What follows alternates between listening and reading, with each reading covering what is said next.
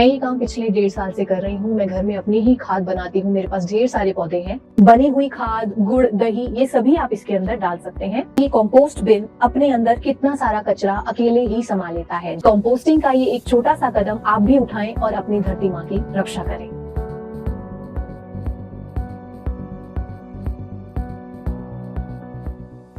ओम शांति। देखिए, सबसे पहले हम कंपोस्टिंग करना सीखते हैं, वो कैसे करना होता है। उसके लिए हमें चाहिए कोई भी खाली गमला या खाली मटका, जैसे ये है। कोशिश करें कि उसका साइज़ अच्छा बड़ा लें। मैंने छोटा साइज़ इसलिए लिया है क्योंकि मुझे ये वीडियो केवल आप लोगों को समझाने के लिए बनानी थी। मैं ये काम पिछले 1.5 साल से कर रही हूँ। मैं घर में अपनी ही खाद बनाती हूँ। मेरे पास ढेर सारे पौधे हैं, तो उनके लिए खाद मैं खुद ही बनाती हूँ। आइए हम देखते हैं कि ये खाद कैसे बनाते हैं। सबसे पहले गमले में हमें चेक करना है कि उसका ड्रेनेज होल जो है वो दुरुस्त हो। जैसे गमले के बिल्कुल नीचे जो होता है वो ड्रेनेज होल, वो पूरा अच्छे से खुला होना चाहिए। उसमें हम लेंगे कोई भी पहले की खाद जो ऑलरेडी बनी हुई हो, वो चाहे आपने खुद से बनाई हो या फिर गोबर की खाद, किसी भी तरह की खाद आप ले।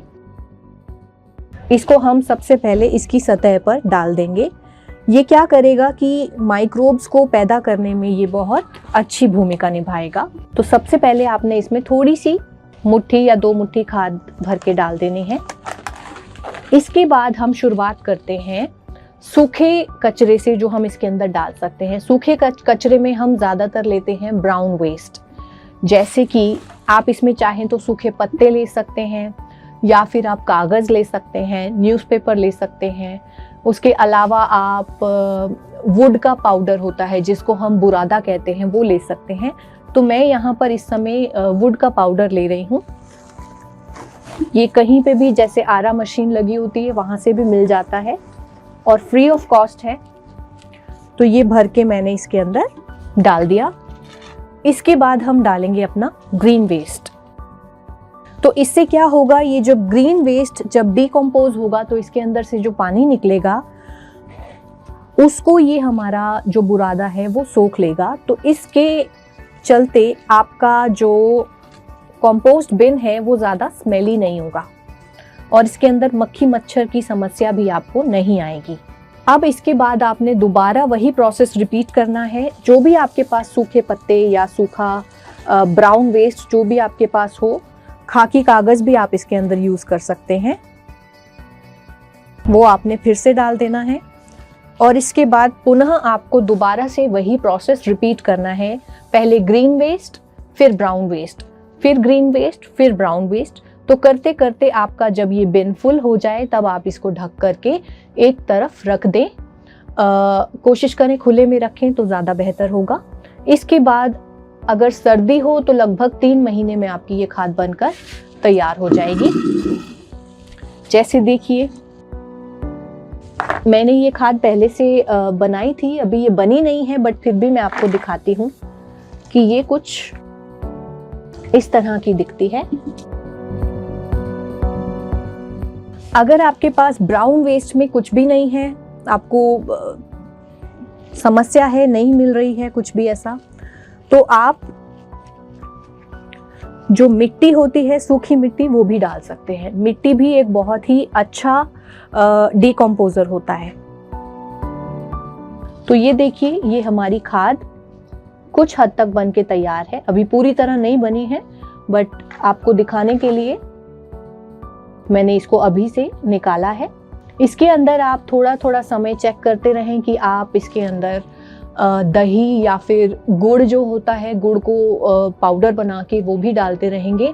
तो ये आपकी कंपोस्ट बिन के लिए बहुत अच्छा है।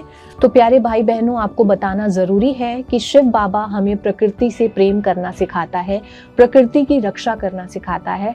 तो हम देखते हैं कि ये कंपोस्ट बिन अपने अंदर कितना सारा कचरा अकेले ही समा लेता है। जैसे कि गीला कचरा जो कि हमारे किचन से निकलता है। इसके अलावा चाय पत्ती भी आप इसके अंदर धो करके डाल सकते हैं, वो भी खाद में कन्वर्ट होती है। न्यूज़पेपर, कोई भी कागज़ आप इसके अंदर डाल सकते हैं। इसके अलावा बुरादा हमने डिस्कस किया वो आप डाल सकते हैं। इसके अलावा मिट्टी आप डाल सकते हैं। इसके अलावा खाकी कागज़ भी इसके अंदर आप डाल सकते हैं। और बनी हुई खाद, गुड़, दही, ये सभी आप इसके अंदर डाल सकते हैं। तो आप देखेंगे कि आपके घर से कचरा निकलना एकदम कम हो गया है। डेली का जहां आप 100% वेस्ट जनरेट करते थे, वहां आपका वेस्ट अब 100 से नीचे आकर के केवल 20% वेस्ट आप जनरेट कर रहे होंगे। इसके अलावा जो घास होती है, जो कूलर से घास निकलती है, वो भी इसके अंदर यूज़ होती है। सूखी घास भी आप इसके अंदर डाल सकते हैं। जैसा कि मैंने आपको बताया कि मैं पिछले 1.5 साल से कंपोस्टिंग कर रही हूँ, तो ये है वो जगह। यहाँ पर ये काम निरंतर चलता रहता है, विच मीन्स कि आप एक कंपोस्ट बिन जब आपका भर जाता है, तब आप दूसरा कंपोस्ट बिन को स्टार्ट करते हैं। और मीनवाइल जब दूसरा कंपोस्ट बिन भर जाता है, तब पहले कंपोस्ट बिन की खाद बनकर तब तक तैयार हो जाती है और फिर आप उसको सूरज में सुखा करके इस्तेमाल करते हैं। अगर आपके पास प्लांट्स नहीं हैं, तो भी आप अपने घर परिवार वालों को, अपने आसपास के लोगों को, या फिर पार्क में भी वो खाद डलवा सकते हैं। इसके साथ ही मेरी आप सभी से ये गुजारिश है कि अपने घरों में कंपोस्टिंग को स्थान अवश्य दें। ये ज़्यादा स्थान नहीं लेता।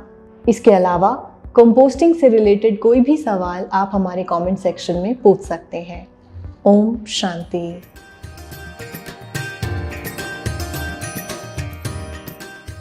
ओम शांति। जैसा कि दीदी ने बताया कि हमें अपना कचरा अलग अलग करना है, इसमें विशेषता जो प्लास्टिक है उसे हमें दूसरे कचरे से बचाना है, और इसके लिए एक बहुत ही सुलभ युक्ति है।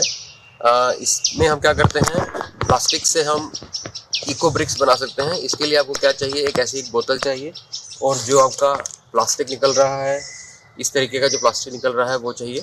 और उस प्लास्टिक को हम बहुत ही सहज विधि से एक छड़ी की मदद से इसके अंदर डालते हैं।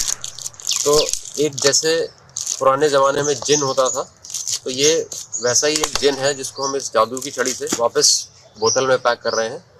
और जिनके लिए बनाना सहज नहीं है, वो एक प्लास्टिक का बैग लेके सारा जो प्लास्टिक है इस बैग में इकट्ठा कर सकते हैं और दे सकते हैं। तो सभी से अनुरोध के प्लास्टिक इकट्ठा करके ही दें और दूसरे कूड़े के साथ मिक्स ना करें। ओम शांति। आज विश्व के सामने जनसंख्या वृद्धि के साथ साथ कचरा मैनेजमेंट का भी एक बहुत बड़ा समस्या सामने आई हुई है। हमारा बाबा का यज्ञ, शांतिवन और उनसे संलग्न अनेक परिसर के सामने भी ये बात आई है। हम गीला, सूखा, प्लास्टिक, पेपर, कांच, सब जो वेस्ट है वो एक साथ डस्टबिन में डालते हैं, और वो सारा कचरा इकट्ठा होकर के अब पहाड़ जैसा बन रहा है। तो हमें जागने का समय आ गया है। इस प्रकार से मिक्स कचरा डालने से कुछ भी प्राप्ति नहीं होती है। अगर हम सभी ये सहयोग दें कि गीला कचरा अलग कर दें और सूखा कचरा, पेपर, कांच, प्लास्टिक, ये सब अलग डस्टबिन में डालें, तो गीले कचरे से खाद भी बन सकती हैं, और ये प्लास्टिक वगैरह रिसाइकल करने वालों को दे करके कुछ हम सफल कर सकते हैं। अगर आप भी करते हैं प्रकृति से प्यार और निभाते हैं अपने हिस्से की जिम्मेदारी, तो हमें बताएं क्या है वो छोटे कदम जो आपने अपनी धरती माँ की सुरक्षा के लिए उठाए हैं। हमें कमेंट सेक्शन में ज़रूर बताएं। आप चाहें तो अपनी इस पहल को आप एक वीडियो बनाकर भी हमसे शेयर कर सकते हैं। उन फोटोज और वीडियोस को हम बीके ओम शांति चैनल पर डालेंगे, जिससे सभी लोगों को यह श्रेष्ठ कार्य करने का प्रोत्साहन मिलेगा। जो करते हैं प्रकृति से प्यार, वही है शिव बाबा के दुलार के असली हकदार। ओम शांति।